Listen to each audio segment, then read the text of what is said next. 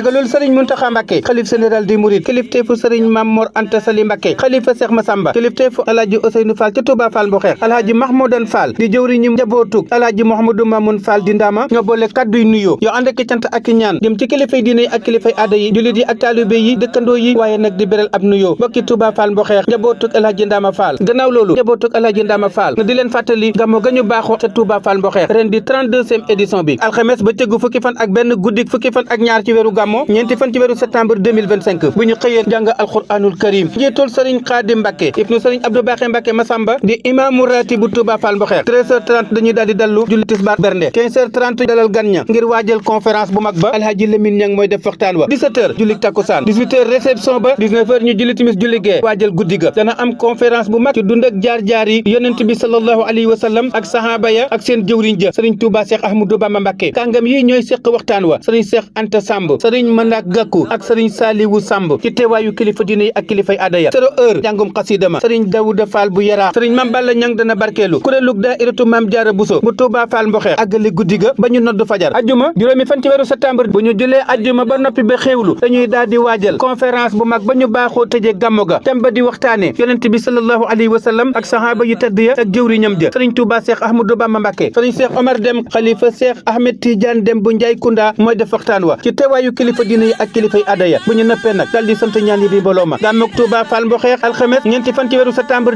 2025 ca Touba Fall Mboxeex parrain ba di alhaaji Bara Fall nekkoon rakk ci alhaaji Mouhamadou Mamoun Fall Ndama sunu borom tànn dëkkaale ak moom yal na ko sunu borom dolli ay ngërëm ak leer ca barsàq Muhammadiya daañu ca fàttali ko defal ca ay ñaan maam Cheikh Ibrahima Fall nekkoon way jur ci alhaaji Mouhamadou Ndama Fall alhaaji Abdou Gueye nekkoon mag ci alhaaji Mouhamadou Ndama Fall yal na leen sunu borom boole ay ngërëm ak leer ca barsàq Muhammadiya marraine ba di ajaratu Xujja Jallo di way jur di soppe di wëllëre ci kër gi ak ajaratu Mam Anta Diop di way jur di soppe di am di jàmm gàmmo jàng alxuraan xasida sikar day jur ngërëm pajog aajo day fegi lor gàmmo di waxtaane Moustapha fa mu aw ba xëy jotal lañ ko yónni bañ di ko naw waxtaane buur yàlla fàttali ndigalam ci alxuraan ak hadis yi làq ngërëm la qualité fait la différence